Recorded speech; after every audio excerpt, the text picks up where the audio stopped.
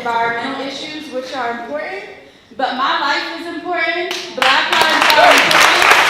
I'm furious, I'm upset, I am heartbroken that Mr. Johnny Rush was assaulted by police officers here in Asheville, North Carolina. Hi, how are you, Julio? I'm really good. And so, what do you think about this meeting? Could you tell us a little bit about the structure of this meeting? Yeah, so CPAC is known as the Citizens Police Advisory Council, and they meet once a month on the first Wednesday of the month. And it's a representative from each area of the city of Asheville. So they have a representative from north, south, east, and west, the central part of the city. Then they have 2 at-large members and a representative that represents the public housing community on the Residents Council. And then they have the police chief that sits in, and then a police officer that sits in on that meeting. And CPAC acts as a liaison between the police department and the city council.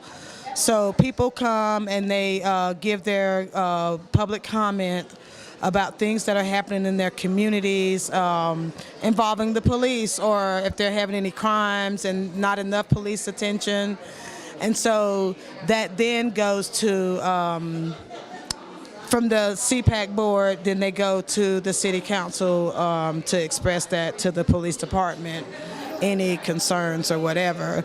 So I've attended some of those meetings on occasions for the past 2 years, and it's not really a back and forth dialogue with the committee.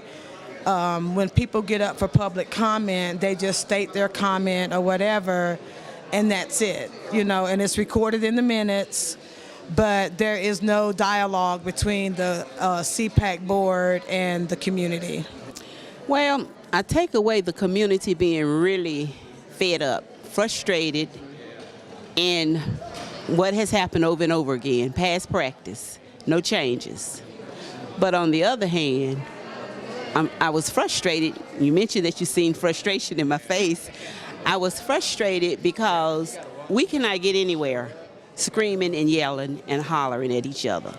We have to learn how to be respectful, to listen, to understand, and then get past that. It's like we have the storming.